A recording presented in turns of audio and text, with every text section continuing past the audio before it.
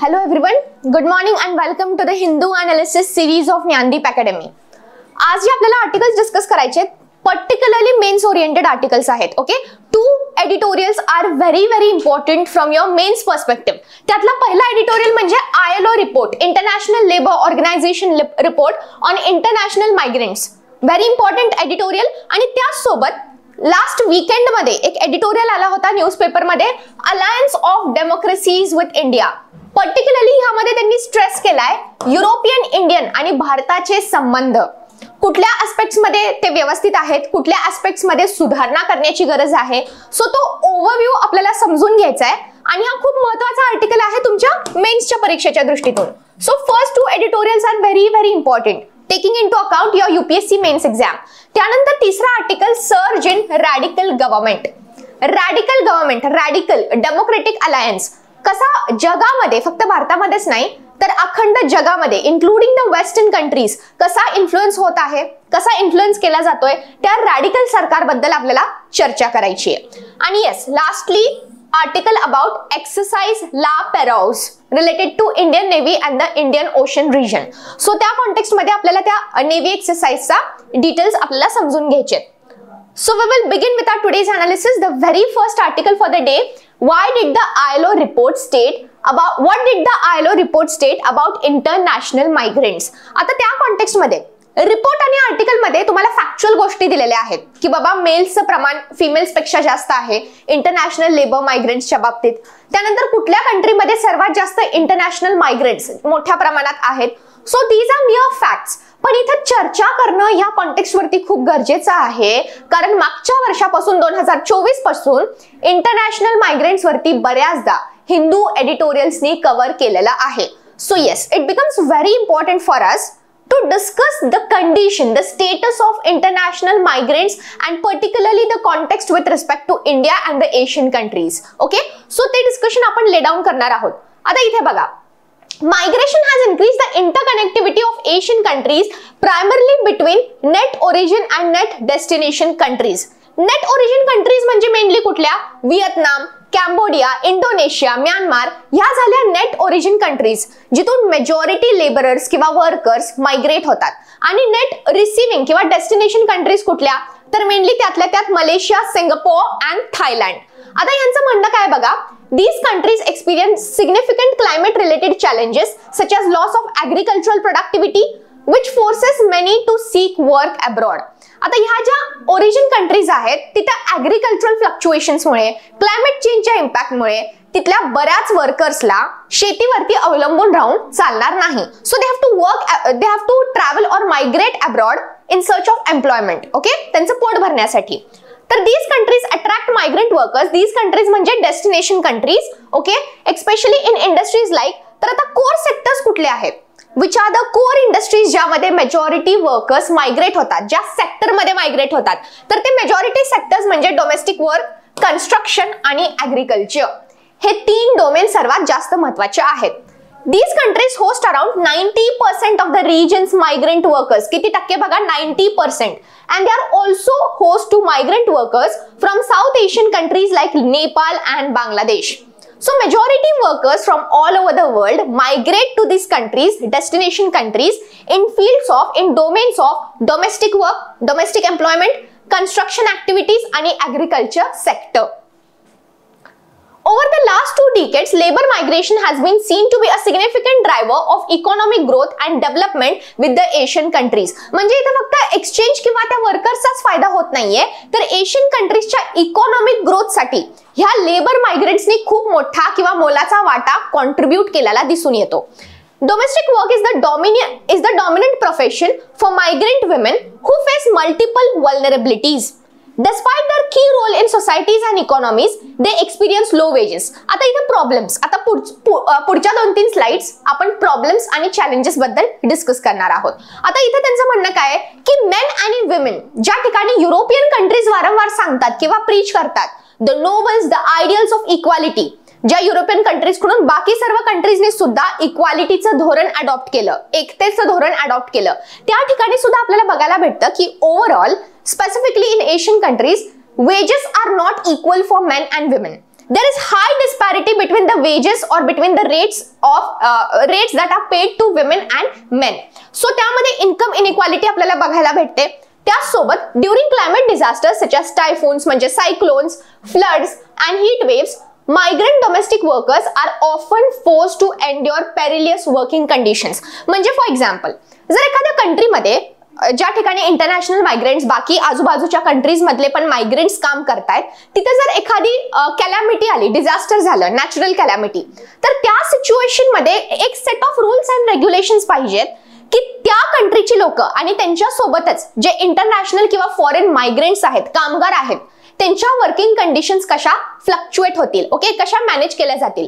पण अनफॉर्च्युनेटली आपल्याला असं बघायला भेटतं की बऱ्याच कंट्रीजमध्ये, स्पेसिफिकली साऊथ ईस्ट एशियन कंट्रीजमध्ये असे कुठलेही लॉज नाहीयेत किंवा कुठलेही अशा मर्यादा किंवा फ्लेक्झिबल कंडिशन्स नाहीयेत की अशा कॅलॅमिटीज मध्ये त्या वर्कर्सला एक सेफ साईड किंवा एक कम्फर्ट झोन भेटू शकतो. अशा डिवास्टेटिंग किंवा एक्स्ट्रीम कंडिशन्स मध्ये सुद्धा त्यांना अशा एक्स्ट्रीम कंडिशन्स मध्ये सुद्धा काम करायला भाग पाडलं जातं. Okay, so low enrolment rates in social security schemes further exacerbate their vulnerability and impede their resilience to climate change impacts. Okay?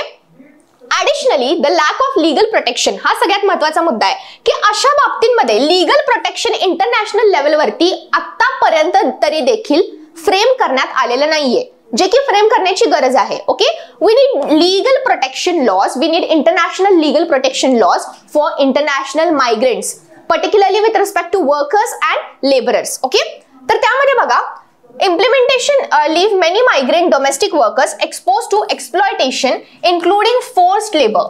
तर अशा एक्सप्लॉयटेशन मधलाच एक घटक, ओके, एक एक्झाम्पल म्हणजे काय, फोर्स्ड लेबर, हे त्यातलं एक एक्झाम्पल झालं, फक्त एक उदाहरण झालं. अशा भरपूर एक्स्ट्रीम कंडिशन्स त्या वर्कर्सला अशा कॅलॅमिटीज मध्ये किंवा एक्स्ट्रीम सिच्युएशन्स मध्ये फेस कराव्या लागू शकतात. त्यातलं एक उदाहरण त्यांनी दिलंय फोर्स्ड लेबर. आता यावरती मेजर्स कुठले डिवाइस केले जाऊ शकतात, कॉल टू ऍक्शन मध्ये त्यांनी दिलंय की yes, what can be the measures taken. Asian nations must ratify, okay, they must ratify international labour organisation domestic workers convention number 189. आता हे कन्व्हेन्शन 189 खूप महत्वाचं आहे, लक्षात ठेवा. Convention number 189 with respect to ILO काय सांगतं की फॉर एक्झाम्पल एक एक्स कंट्री आहे, त्या एक्स कंट्रीमध्ये let us say 100 international workers आहेत, ओके, लेबरर्स आहेत. तर फॉर एक्झाम्पल जर त्या एक्स कंट्रीमध्ये जे काही नियम लागू होतात तिथल्या वर्कर्सला ते सेम सेट ऑफ रूल्स आणि रेग्युलेशन्स, तो सेम पगार, ते सेम प्रिव्हिलेजेस इंटरनॅशनल मायग्रेंट्सला सुद्धा भेटले पाहिजेत. ओके, जे बेनिफिट्स, जे प्रिव्हिलेजेस, ज्या सॅलरीज डोमेस्टिक मायग्रेंट्स किंवा डोमेस्टिक वर्कर्स किंवा डोमेस्टिक एम्प्लॉईजला भेटतात, त्या सगळे बेनिफिट्स किंवा ते सेम बेनिफिट्स इंटरनॅशनल मायग्रेंट्सला सुद्धा ऍप्लिकेबल झाले पाहिजेत. They should also receive equal wedges, equal opportunities and equal privileges like that of domestic workers. Okay, so हे सांगण्यात आलंय कन्व्हेन्शन नंबर 189 मध्ये ILOच्या. सो त्याला रॅटिफाय करण्याची गरज आहे. दुसरा मुद्दा, Asian governments must create migration policies that take into account the unique risks posed by extreme weather events. So अशा एक्स्ट्रीम वेदर इव्हेंट्स मध्ये कुठले सेट ऑफ रूल्स आणि लॉज लागू होतील इंटरनॅशनल मायग्रेंट्सला, हे सर्व कंट्रीजने बसून ठरवण्याची गरज आहे. ओके, पुटफोर्थ करण्याची गरज आहे. त्यानंतर Asian governments must involve migrant domestic workers in climate decision making, okay, as their voices remain unheard in critical decision making processes. आता या कॉन्टेक्स्ट मध्ये हा मुद्दा खूप महत्त्वाचा आहे. It is talking about inclusive policies. ते काय सांगतात की एशियन गव्हर्नमेंट जेव्हा कायदे बनवतील अशा डोमेस्टिक मायग्रेंटसाठी किंवा इंटरनॅशनल मायग्रेंटसाठी, ग्राउंड लेवल इन्व्हॉल्वमेंट महत्त्वाची आहे. म्हणजे काय, तर तुम्ही ज्या पॉलिसीज बनवताय त्या लोकांच्या हितासाठी, त्या पॉलिसी मेकिंग मध्ये, त्या डिसिजन मेकिंग मध्ये त्यांचा पण समावेश करा. Okay, include them as well. So तुम्ही इन्क्लुसिव्ह पॉलिसीज फ्रेम करा for such international migrants. Okay, so हे त्यांनी सोल्युशन्स ले डाऊन केलेले आहेत. आता त्यासोबत तुम्हाला समजून घ्यायचंय की या ठिकाणी फ्रीडम ऑफ एक्सप्रेशन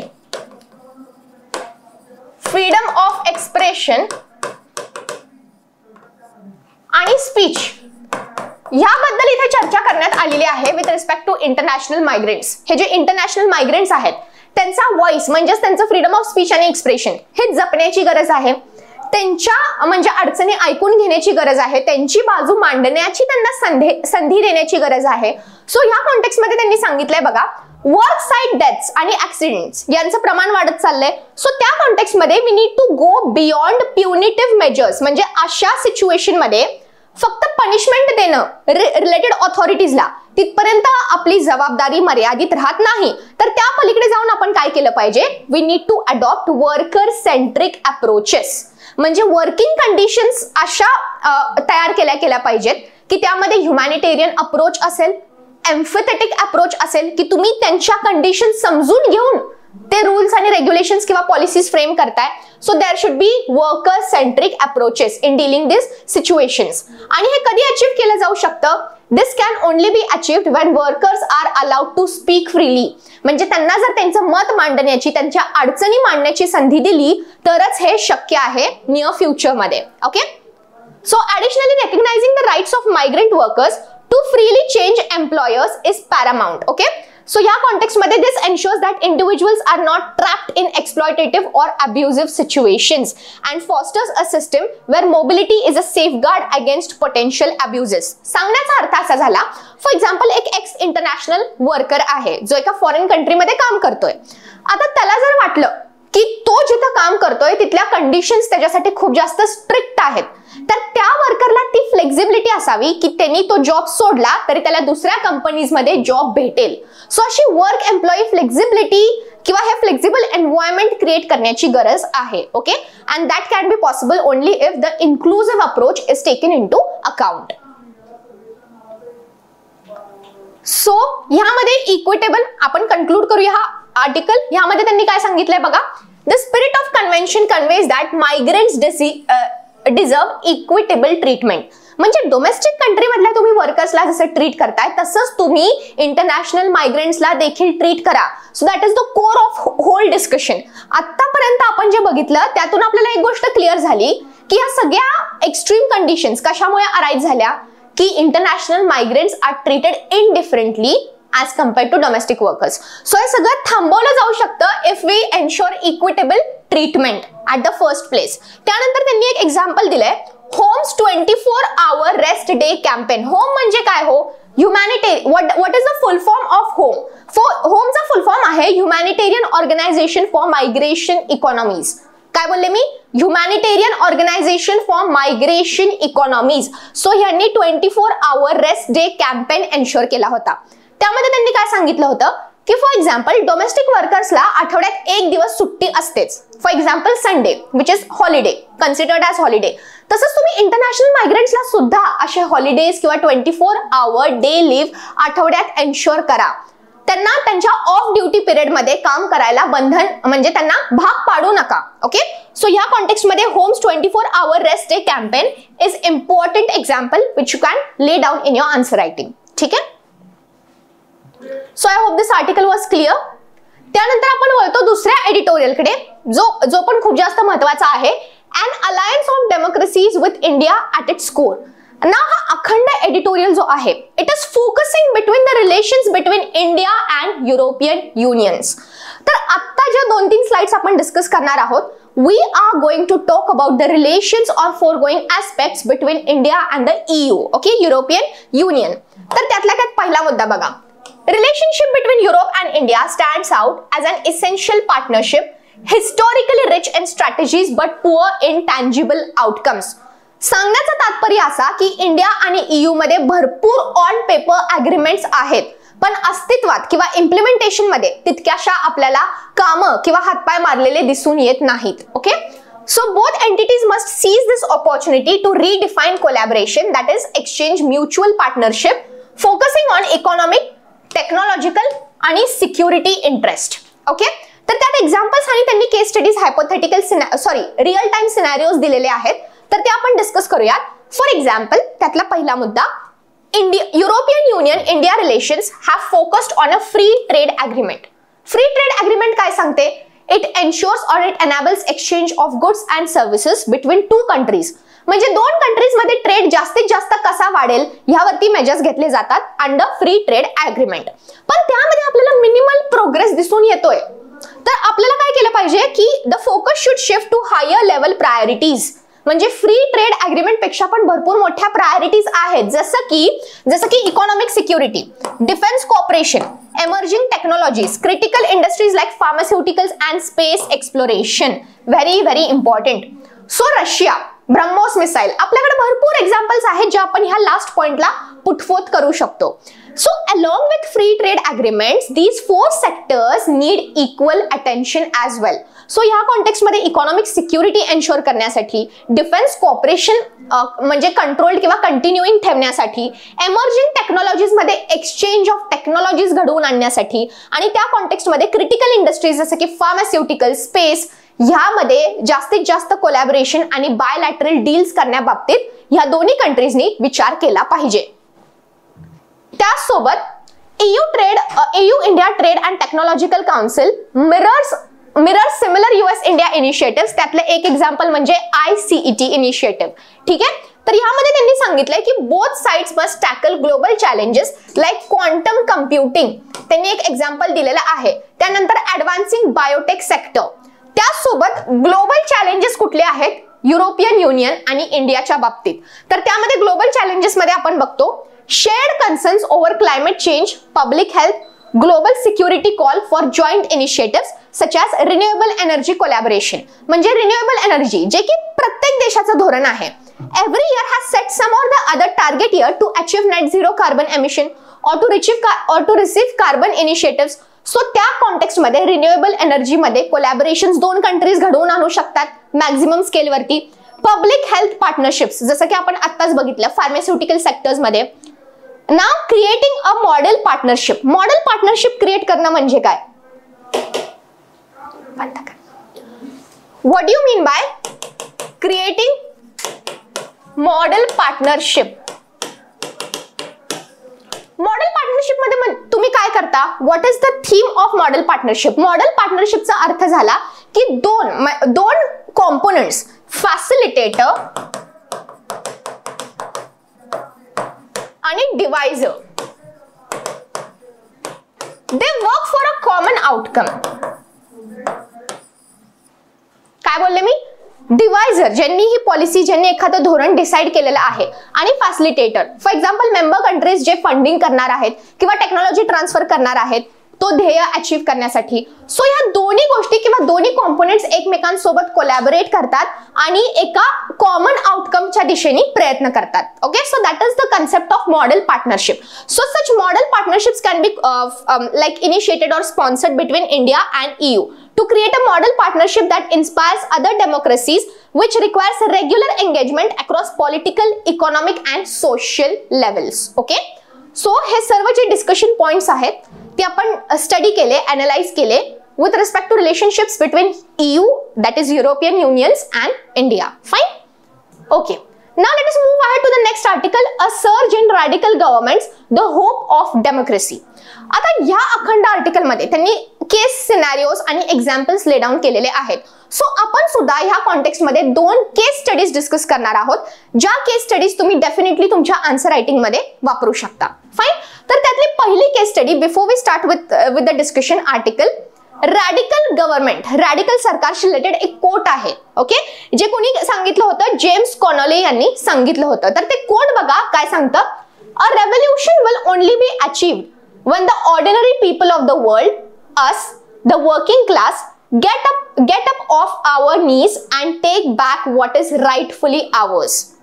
या कोटचा अर्थ काय झाला की जेव्हा लोकांना जाणीव होईल की म्हणजे जे शासन चाललेलं आहे कंट्रीमध्ये किंवा जे पॉलिटिक्स चाललेलं आहे, इट इज लाईक कॉम्प्रोमाइजिंग और अंडरमाइनिंग आवर राईट्स, आणि जेव्हा तिथली लोक, जेव्हा तिथली जनता त्याच्या अगेन्स्ट आवाज उठवेल, ओके, रेबेल करेल, रिवॉल्ट करेल, that is the time when there is actual accomplishment of democracy. ठीक आहे, लोकशासन. तर या कॉन्टेक्स्ट मध्ये आपण पहिली केस स्टडी डिस्कस करूया. As a democracies reach expanded across the globe, so did political contests over inequality. म्हणजे सांगण्याचा तात्पर्य असा की डेमोक्रेसी जसं एक्सपांड होत चाललं जगामध्ये, त्यासोबत पॉलिटिकल कंटेस्ट ओव्हर इनइक्वालिटी सुद्धा वाढत चाललं. कारण इथं अँबिशन्स लोकांचे वाढत गेले. लोकांचे म्हणजे पॉलिटिशियन्सचे अँबिशन्स बदलत गेले.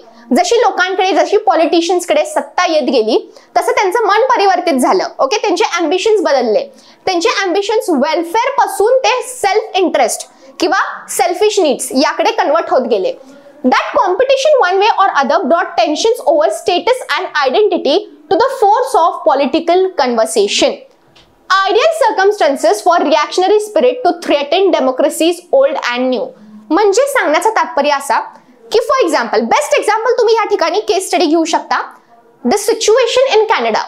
ज्या ठिकाणी कॅनडामधले जे ट्रुडो सरकार होतं त्यांनी त्यांची मेजॉरिटी टिकवून ठेवण्यासाठी किंवा ट्रुडो यांनी त्यांची मेजॉरिटी टिकवून ठेवण्यासाठी खालिस्तानी लोकांचा सपोर्ट घेण्यासाठी इंडियाला क्रिटिसाइज केलं. ओके, इंडियाच्या अगेन्स्ट जाण्याचा प्रयत्न केला. सो या ठिकाणी त्यांचं सांगण्याचं तात्पर्य असं आहे की बऱ्याचदा डेमोक्रेसीपेक्षा जास्त प्रायोरिटी दिली जाते कशाला? दिली जाते सेल्फिश इंटरेस्टला किंवा मतांना, पॉलिटिक्सला, वोट्सला. So that can undermine or threaten the principle or core of democracy. ठीक आहे, तर रॅडिकल सरकार काय सांगतं? रॅडिकल सरकार म्हणजे एखाद्या कंट्री मधली लोक तिथल्या वाईट शासनाच्या विरुद्ध किंवा वाईट पॉलिटिक्सच्या विरुद्ध रिव्हॉल्ट करतात, आवाज उठवतात. So that is basically radical view. This is underlying structural reality that helped the authoritarian rights break through in the country after country. Under such conditions, all it would take to start a reactionary fire was some kind of spark. म्हणजे अशा grounds मध्ये कुठली गोष्ट गरजेची होती एखादा revolution किंवा एखादा बदल, मोठा बदल घडवून आणण्याची, तर that was a trigger. Okay, a spark. आणि ती स्पार्क आपल्याला आजच्या पॉलिटिकल वर्ल्ड मध्ये डेफिनेटली बघायला भेटते in the form of cold wars, in the form of actual war like scenario which are taking place in the world right now. ठीक आहे, तर त्यामध्ये केस स्टडी 2 मध्ये पण त्यांनी सिमिलर एक रेफरन्स दिलेला आहे. Similar events took place outside Europe. युरोपच्या बाहेर विचार केला तर पोस्ट कोल्ड वॉर इस्रायल मधली सिच्युएशन बघा. ठीक आहे, तुम्हाला आपोआप तुमचं उत्तर भेटेल की post cold war Israel went through multi-decade struggles over its ethno-religious identity and occupation of Palestinian land, ultimately creating conditions for reactionary spirit. म्हणजे इथं काय झालं की एक dominating country post cold war dominate करायला लागली बाकीच्या लँडवरती. जेव्हा डॉमिनन्स वाढला, जेव्हा एक्सप्लॉयटेशन वाढलं, तेव्हा तिथली लोक काय करणार आहेत? रेबेल करणार आहेत, आवाज उठवणार आहेत. So this will give rise to reactionary spirit to spread from small handful extremists, म्हणजे काही ठराविक मोजक्या लोकांपासून ते अखंड जनसंख्येपर्यंत. आणि ह्यासाठी काय पाहिजे? एक चिंगारी पाहिजे, एक ट्रिगर पॉइंट पाहिजे, जो की झाला होता post cold war in Israel. Okay, so म्हणजे हा एक एक्झाम्पल तुम्ही कोट करू शकता as a case study in your answer writing. Fine. Now we move towards the last article, specifically prelims oriented article आहे जास्त करून. तर ह्या कॉन्टेक्स्ट मध्ये आपण डिस्कस करणार आहोत regarding multilateral exercise La Perouse. Okay, which is hosted by France. लक्षात ठेवा कोणी होस्ट केली आहे? फ्रान्सने. Now understand, Indian Navy, Royal Australian Navy, French Navy, Japanese Maritime Self Defence Force, Royal Navy and the United States Navy participate in this exercise. कशाशी related आहे? Indian Ocean region मध्ये सिक्युरिटी आणि इंटिग्रिटी कायम ठेवण्याच्या बाबतीत ही exercise conduct केली जाते. So it is related to it is related to navy particularly.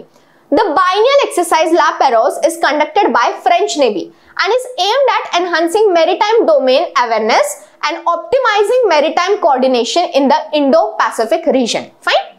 आता या कॉन्टेक्स्ट मध्ये समजून घ्या, इंडो पॅसिफिक मधले महत्त्वाचे स्ट्रेट्स बघा. स्ट्रेट ऑफ मॅलेका, त्यानंतर स्ट्रेट ऑफ सुंडा आणि स्ट्रेट ऑफ लॉम्बोक. ह्या 3 महत्त्वपूर्ण स्ट्रेट्स मध्ये, that is in the Indo Pacific region, security आणि इंटिग्रेटेड कायम ठेवण्याचे ऑब्जेक्टिव्स काय काय आहेत? सो ऑब्जेक्टिव्स बघा. Providing maritime safety with regional partners and multinational coalition. त्यानंतर sharing information and coordinating their actions against multiple threats and thanks to the communication and coordination system. तर ह्या कॉन्टेक्स्ट मध्ये हे ऑब्जेक्टिव्स अचीव्ह करण्यासाठी in the Indo Pacific region ही exercise conduct केली जाते. Okay, and it is hosted by France. ह्यामध्ये 9 nations participate करतात, 13 नेव्हल वेसल्स पार्टिसिपेट झाले होते and more than 30 aircrafts were part of this exercise. An area of multiple threats. Multiple threats आपल्याला अजून कुठल्या ठिकाणी perceive करायला भेटतात in the Indo-Pacific region.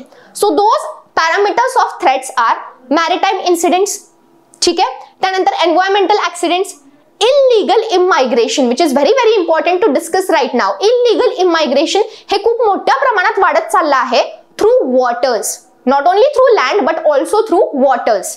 त्यासोबत drug trafficking, again very important and very illegal thing which is taking place on a very large scale in India and globally all over the world.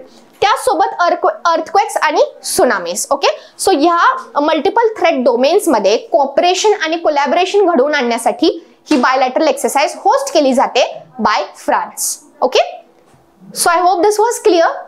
By this we finally come towards end of today's Hindu analysis and I stop here for today. Thank you.